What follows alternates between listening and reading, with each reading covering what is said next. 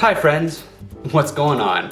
My name is Brandon, and welcome to Nature Meets Paper, the place where we go on an adventure to discover the world of marine biology. Now, I love sharing my experiences with aquatic animals with you through science, stories, and art.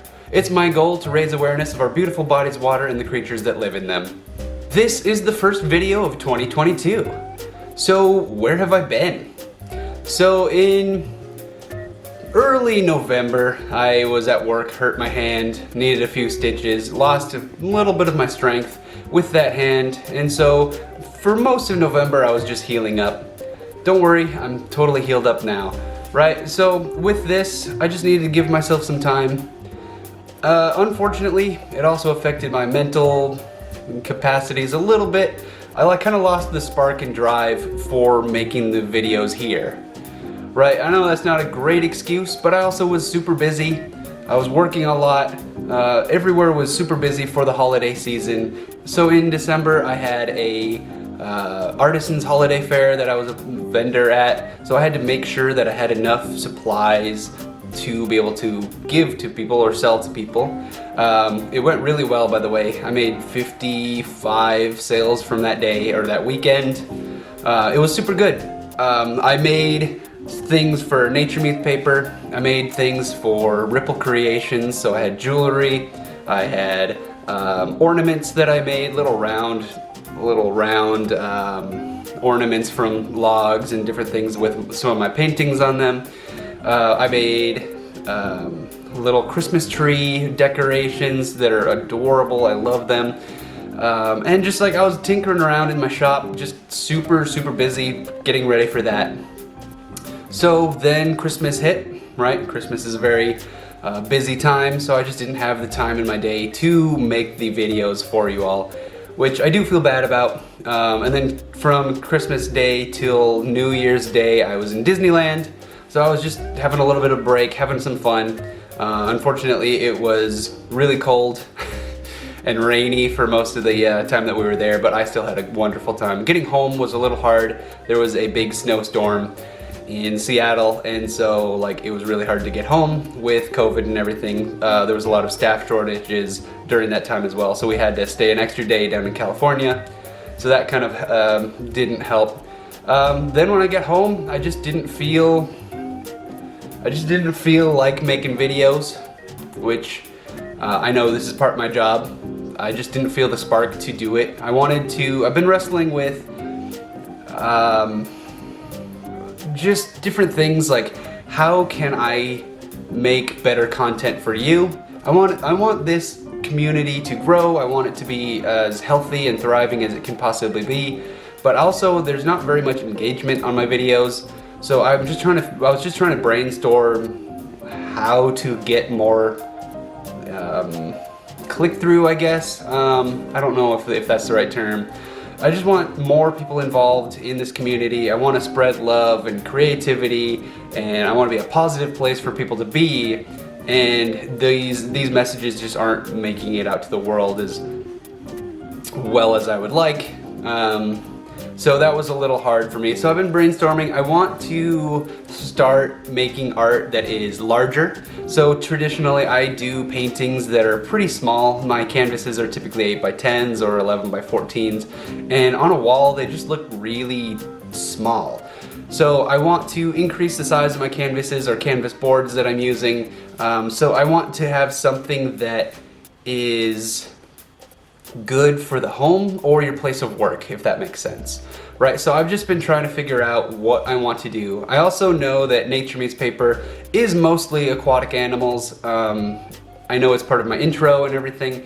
I just want to do other things as well. So if I take a picture of a bison, or an elk or something cool that I go out and see, it's still one of my adventures, but I want to be able to paint something that's not just fish.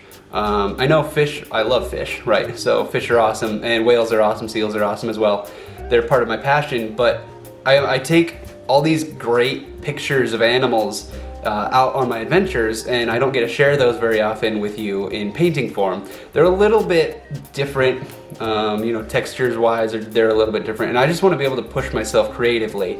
I want to have interesting backgrounds. I want different things that evoke emotions from you, the viewer, on this channel. I want you to, even though the formula is still pretty similar for my videos and like it's very educational content, I want to invoke something deep inside of you that really enjoys painting, you know.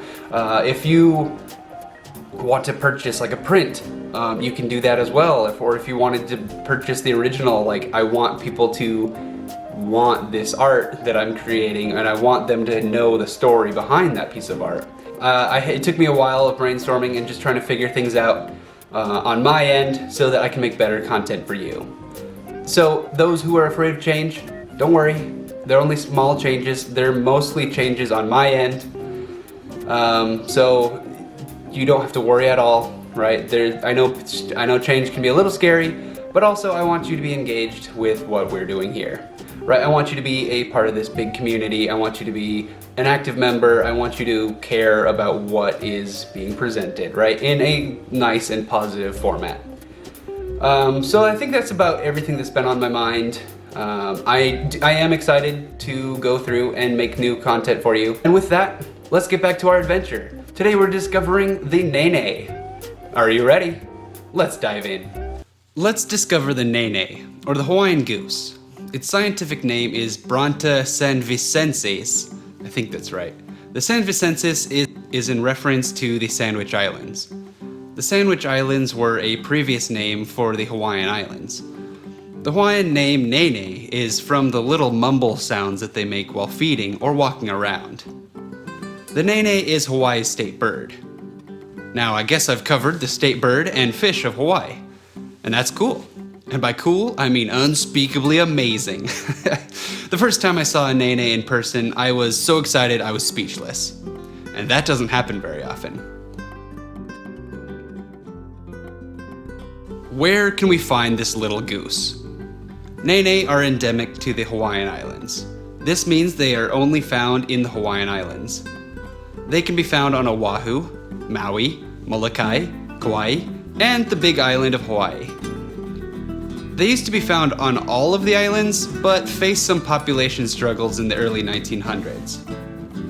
Only recently were they found on Oahu after populations have been growing. In 2014, 2 geese landed on Oahu and started nesting.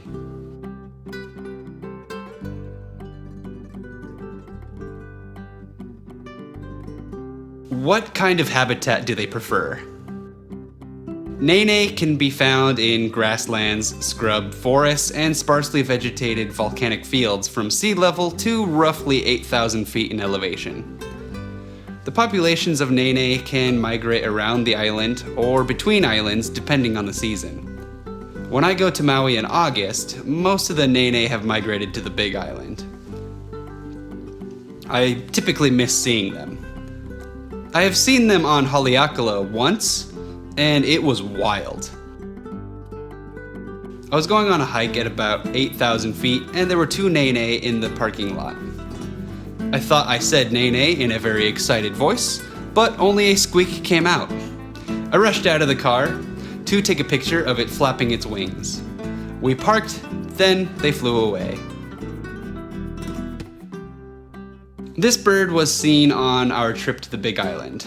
It was the best quality photo that I got, so it worked well for this reference photo.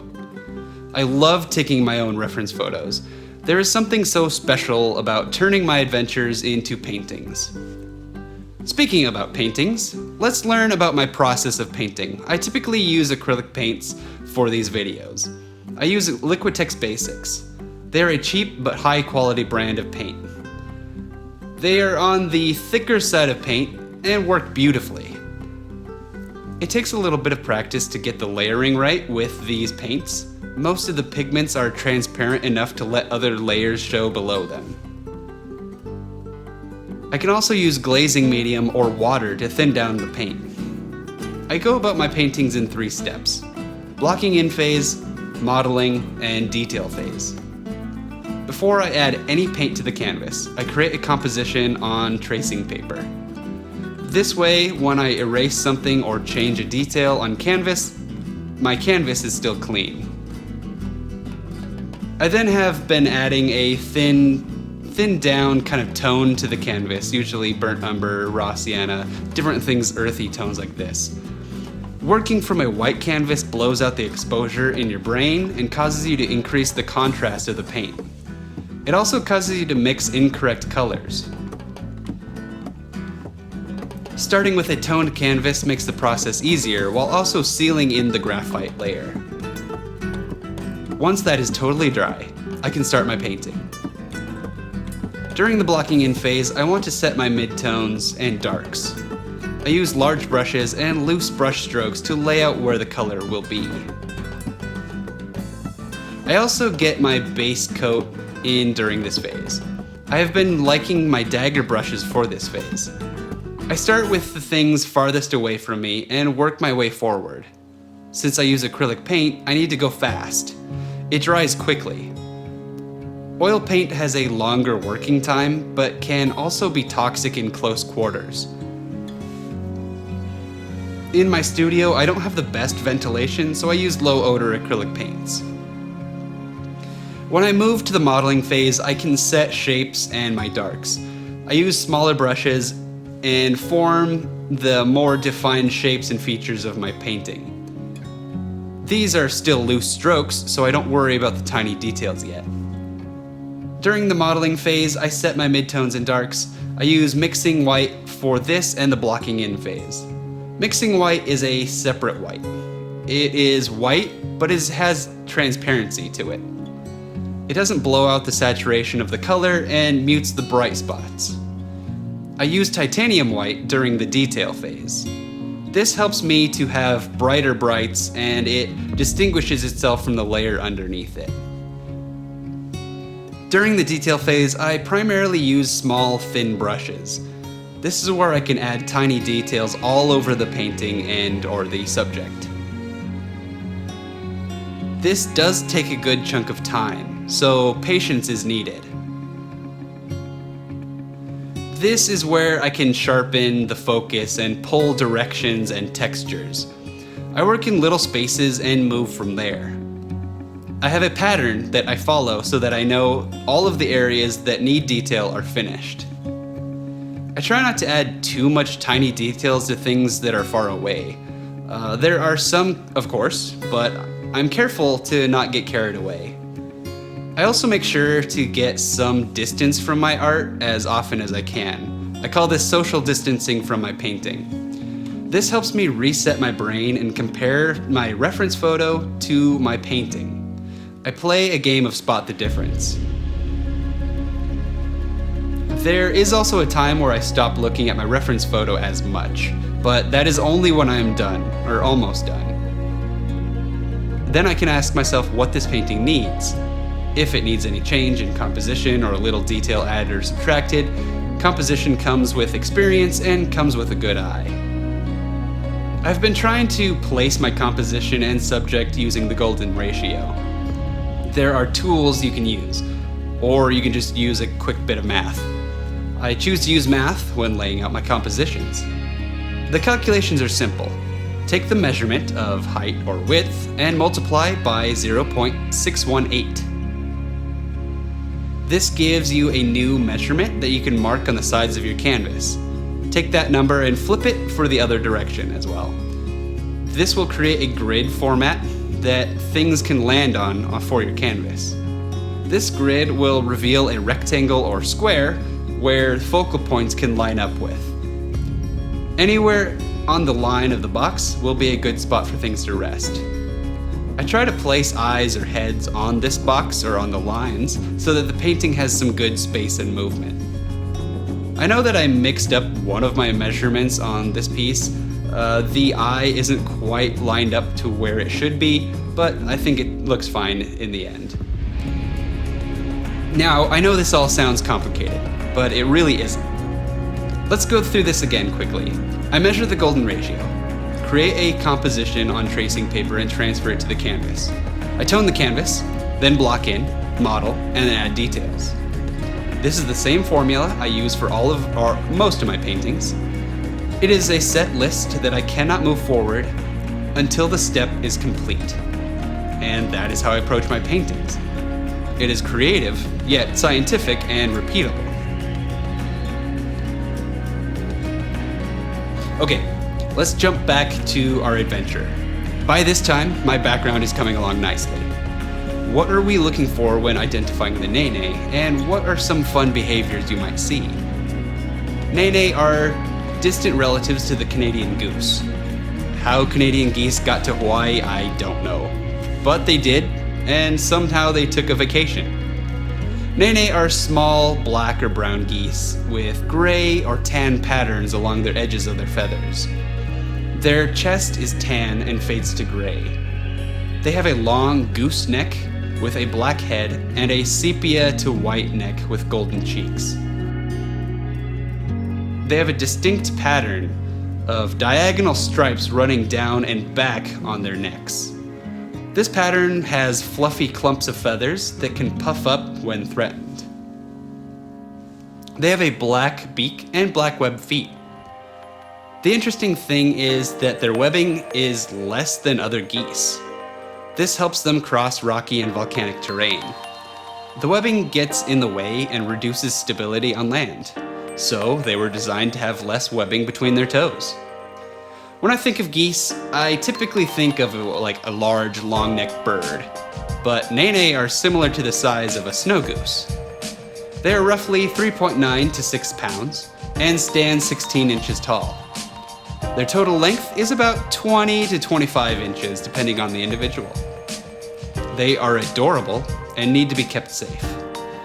Apparently, Nene are well adapted to life on land. They do swim in ponds and lakes, but typically not saltwater. They aren't the most graceful flyers either. They have short wingspans, which make flying a little bumpy at times. Their wingspan is 16% smaller than the wingspan of a Canadian goose. Since the Nene is one of few, if not the only goose, or the wild goose species in the islands, it's very easy to identify. When you see one, you know it's a Nene. Did you know that Nene form mating pairs for life? It is cute. They stick together and help each other out during the year. Their breeding season is long. They can mate between August and April. The female makes a nest in the grass or underneath a bush and lines it with down or soft things. She lays between 1 and 5 eggs per year, but the average is 3. She then sits on the eggs most of the day, unless she is feeding. She leaves the eggs for a total of 4 hours each day. The male guards the nest and the female at this entire time. The eggs only take 29 to 31 days to hatch, and the young geese are ready to live and eat on their own right away. They do stick around the parents for a year, learning the language, culture, and habits of a Nene before they head off on their own. Nene do form small familial flocks up to 30 individuals. There do seem to be territorial displays of power in these groups. Larger families have the most power, then small flocks, then pairs, and finally individuals have the least amount of power. This reminds me of little Nene nations. The most powerful nations are the largest families. This also begs the question, how long did Nene live? I was wondering this while doing the research for the episode, and luckily the papers and sources that I read had this information. In the wild, they can live between 25 and 28 years. In captivity, they can be found up to 43 years. That is a lot longer than I was expecting. I was expecting maybe 10 years.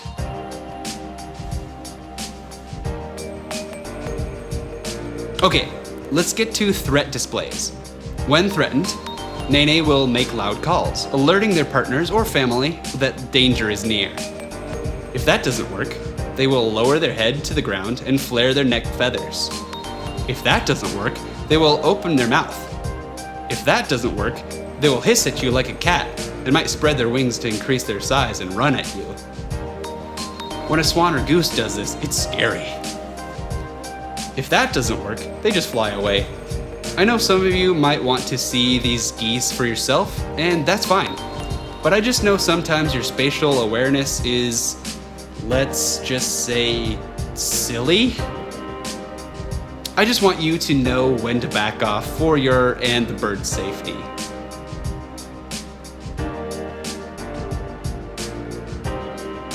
This brings us to our next segment of the episode. What do Nene eat and how are they doing? I didn't really know what geese eat, so this was fun for me. They're herbivores. They eat plants, seeds, leaves, flowers, berries, fruit, and grains. They only feed on terrestrial vegetation, so no seaweed or things that come from water. I thought they would eat bugs too, but apparently they get enough from the plants. So I learned something new. I love learning new things. That is why I do these videos for us. I live by the philosophy of teach to learn. I learn the most when I teach something to somebody else. Give and you shall receive. So I give knowledge and gain more. How are the Nene doing? The IUCN Red List has them listed as near threatened. I didn't see when this study was conducted, but it was probably out there if I dug further. And it has to be relatively recently. The Nene are the world's rarest goose. There are thought to be around 2,500 individuals in the world today. That is great, but in the 1950s, there were roughly 30. It is a great thing that they breed well in captivity. As of 2004, they were brought back to up to about 800. There is concern that the health of the population could suffer due to the small population size. It is known as a bottleneck event. The genetics have a hard time when a population goes that low. So what happened? They were hunted for food, and predators were introduced that eat the birds. Things like mongoose, feral cats, feral dogs, feral pigs. We are doing a great job at increasing these birds in the wild. I would like to see them reach 5,000 individuals in the next few years.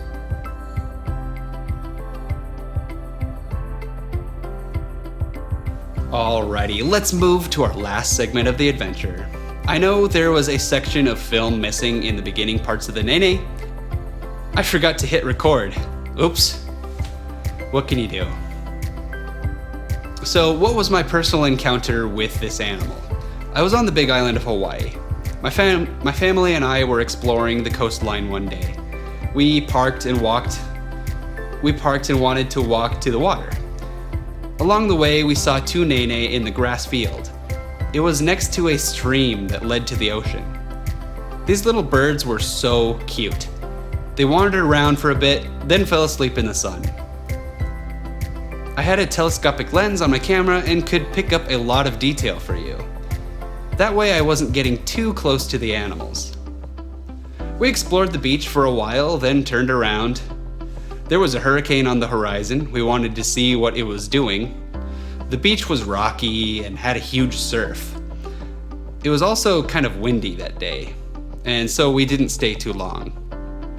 By the time we got back to the Nene, they were still sleeping where we had left them. And they are just so cute. For this painting, I did change the background a bit. I left the grass, but I split the scene in thirds to reveal some clouds and sky. I wanted it to look like it was made on a cliffside high in the mountains. My original picture was cute, but I thought it looked very flat.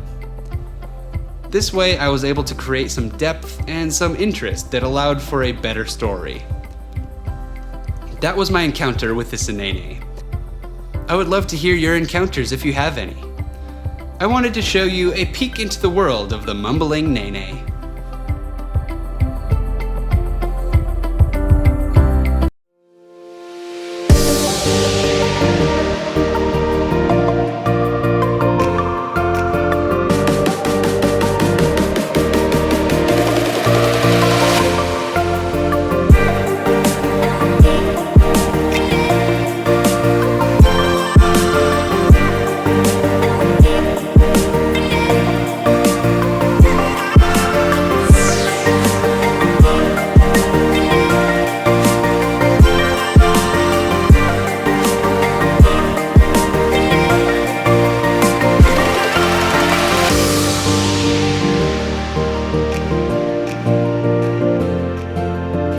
there we have it. This painting is finished.